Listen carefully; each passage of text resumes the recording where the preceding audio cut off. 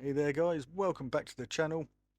Today we are going to be painting this Corsair voidscarred, trying to get it as close to the box art as possible, close to the colours and close to the style and technique. I'm a little bit off, but hopefully you guys will still enjoy the video. So to start off with, we're going for a simple base of Incubi Darkness over all of the turquoise areas, or the bluish areas. So this is the thighs of both legs here, leaving that lower part for sort of the black boot.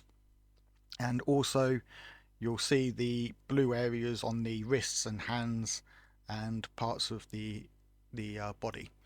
Now you'll notice that I've got the legs separated from the body here. If you are planning on following along and you haven't yet assembled your models, you'll notice in the assembly instructions that it tells you to attach the legs to the front half of the body and then attach the back half of the body. If you do this, you won't be able to paint up on the back side of the body unless you were to keep it separate, but then you could end up with join lines um, where the model doesn't quite fit together. If you prime it over the areas that will be glued together, you'll get a little bit of a gap.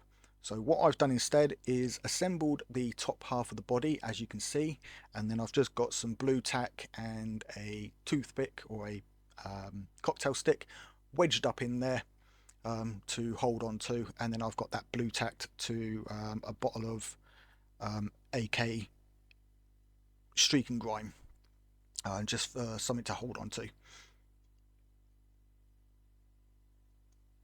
And then what we'll do is reattach the legs later on when we come towards finishing the model. What this does is allows us to get a much cleaner paint job. We can get paint down into those areas that we wouldn't normally be able to do if the legs were attached, such as the inside of the cloak. The legs would be in the way of portions of that, and it would make it more difficult to get a fully clean paint job. Normally on a tabletop quality, I wouldn't worry too much about that. I would probably assemble the model almost all the way. If I'm doing a higher quality, such as the one we're doing today, then I will try and get the best paint job, and the best effect for that is to obviously paint in sub-assemblies.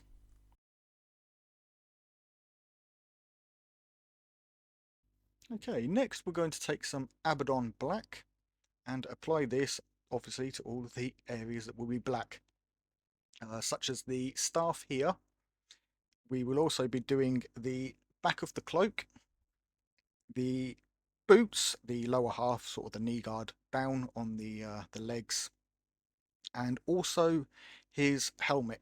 And you'll notice again that I do have the helmet detached. This is so that I can get to the areas around where the neck on the helmet would go into on the body, so we can get some paint in there as well. Exactly the same reason as you would do for any sub-assembly, is to get to those areas you wouldn't normally be able to get to if you don't sub-assemble.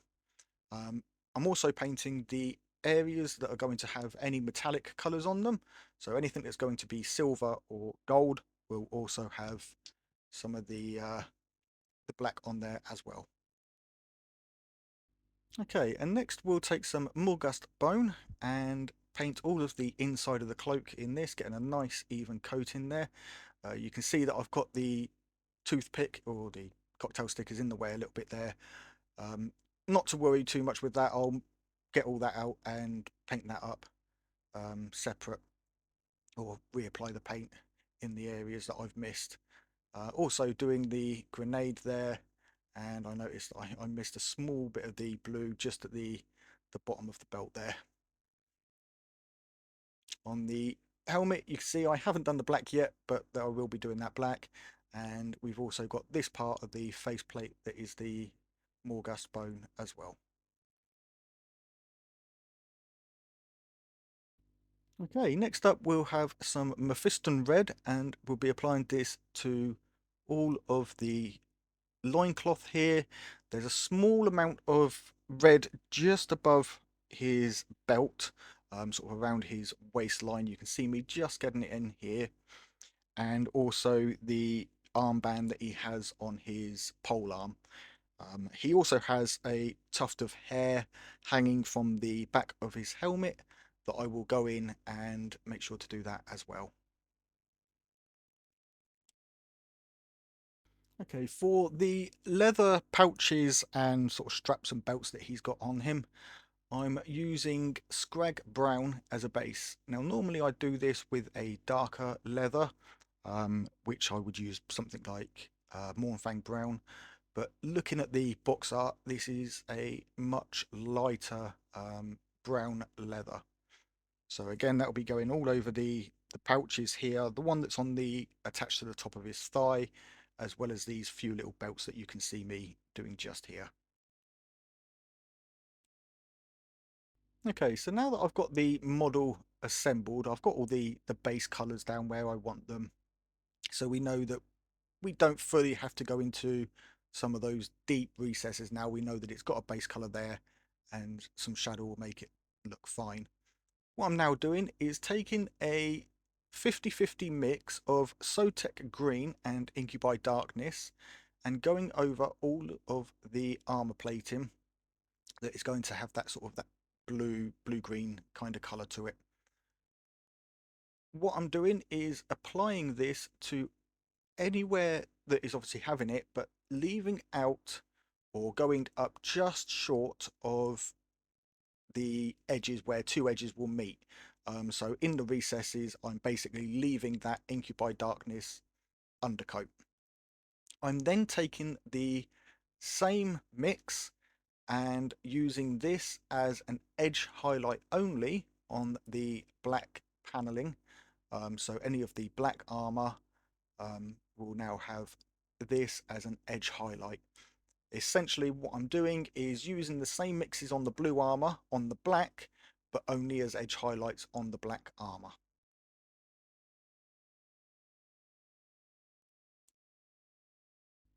Okay, next I'm going to take that Sotek green and give a bit of a chunky highlight to all of the blue armor, making sure to get all of the edges, and on the rounded areas such as the forearms and things like that, I'll just do a sort of a faint line as a sort of a central highlight where the light would catch a little bit along that sort of cylinder shape. He's also got these little bumpy bits around the body. I'll use this to fill in about 2/3, the top 2/3 of each of those. I'll also use this pure Sotek green for the black armor, again going just inside that 50-50 mix that we applied as an edge highlight before. So this is going to be a little bit thinner and going around everywhere that the previous highlight was.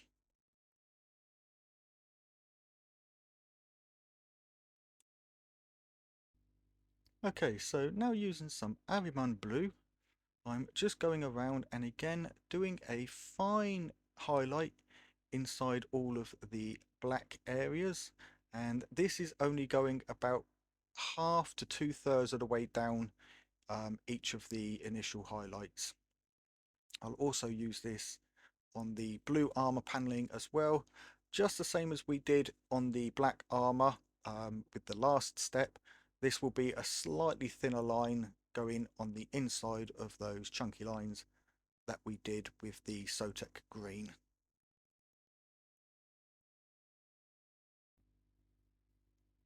So next I'm going to take some Agrax Earthshade and apply this to all of the brown leather, give it a nice wash, and the same with the red on the loincloth.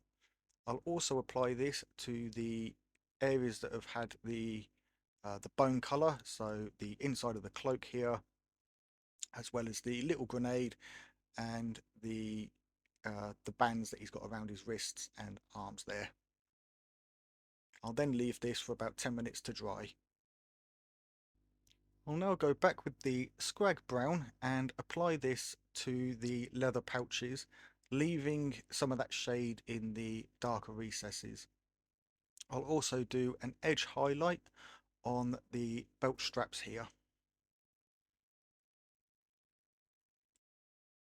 I'll now go back to the Mephiston Red and apply this just over some of the tabard here and along the edges, leaving some of that shade in the recesses just to give it a little bit of a highlight. I'll now take some Evil Sun's Scarlet, and I'm using a finer brush here. I think this is an 0 and 2, and just edge highlight all of those red areas just on the outside edges.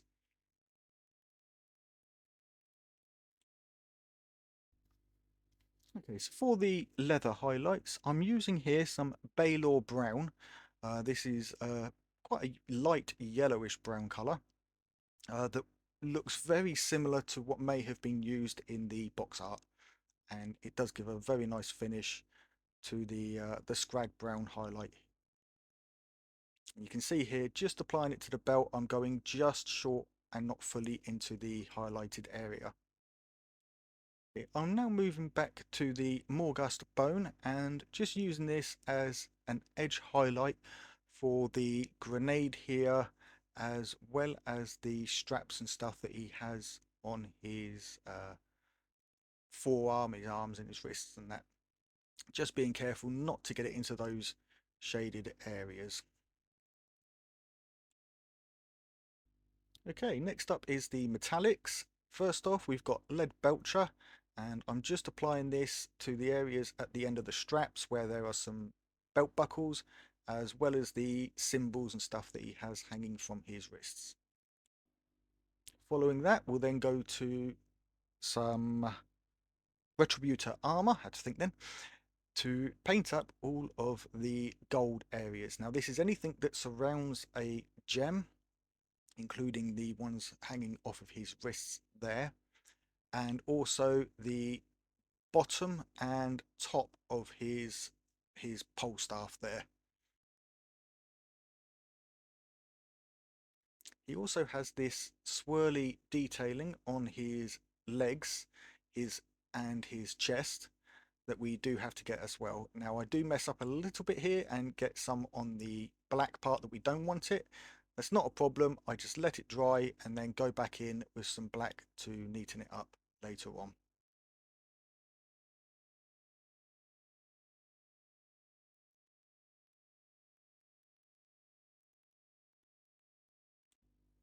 So taking some Ushapti bone, we are now going to add a finer highlight just inside the one that we did with the Morghast bone, just to add a bit more definition. Now for the helmet here, you can see I've pretty much finished the base tones and the highlights for the black area and red of the helmet. And we're now applying this to the edges and the sort of the main part of the helmet itself, just as a highlight, leaving those recessed areas in the Agrak's earth shade.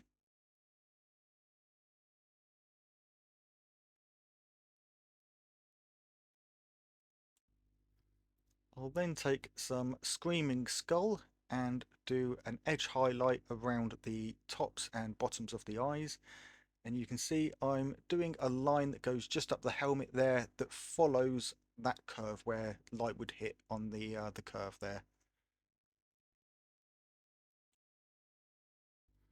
Right, so for the gold areas, just to add a little bit of depth to it, I'm taking some Reichland Flesh Shade. Now I did prefer the gloss version to this.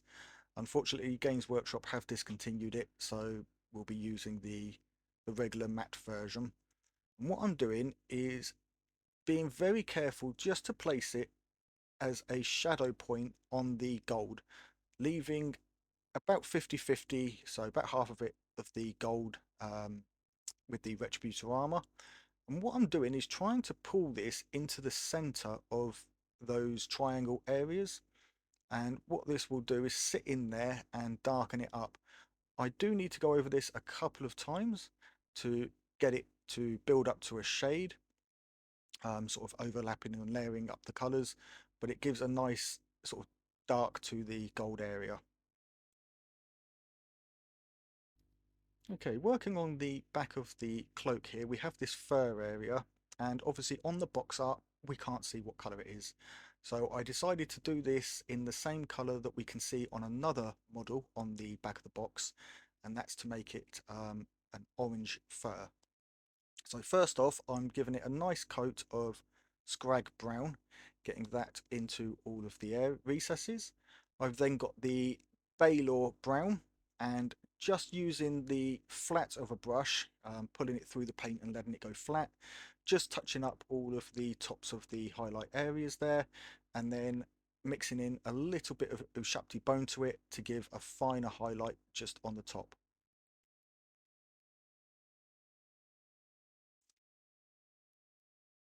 For the back of the cloak here, we can see I've taken some Eshin grey and I'm just edge highlighting everything with a thinned down version of it.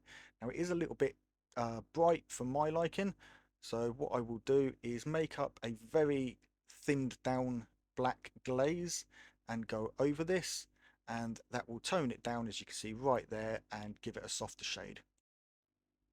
Going back to the cloak, the fur on the back here, I've just got some Griffhound orange, and that gives it a nice orangey tint to it all. So moving on to the gems, I've got here three colours, or two colours in three shades. So for the greens, I'm using Cabalite Green, Warpstone Glow, and Moot Green. And for the reds, I'm using Evil Sun Scarlet, Wild Rider Red, and Troll Slayer Orange. And I'm just building up the highlights from the darker base color, with a small highlight of the mid-tone in the top right hand corners, and then a point highlight of the lightest right in the top right hand corner. And I'll do this on all of the gems I want in either red or green. And then just a little bit of Eshin grey down the staff here just to finish that off. And for the final details here, I'm just using a pure white, just to add some point highlights to some of the edges. Now there is a part of the painting process that I did miss, guys, and I didn't record it, but I use some Temple Guard blue to do very fine edge highlights, coming about a quarter of the way down and staying just within the previous blue highlights. So make sure that you do get that before doing your white point highlights. And then again, I'm just doing some point highlighting on the helmet here and in the eyes, and then finishing off the gem.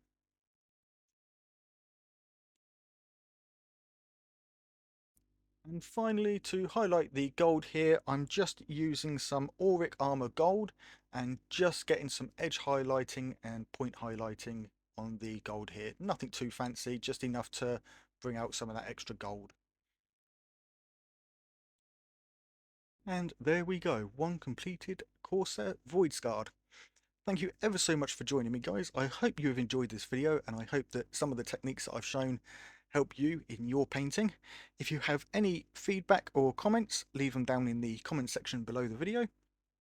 If you'd like to stay up to date with other things that I am doing, as well as small videos on painting tips and tricks, head over to my TikTok and go and follow me there. If you've enjoyed this video, don't forget to hit that thumbs up button, and if you've yet to subscribe, please consider hitting that subscribe button, as I'm desperately trying to get the channel to grow this year. If you have recently subscribed, then a huge warm welcome to you. Thank you for supporting the channel. But until next time, guys, as always, take it easy and keep painting those minis.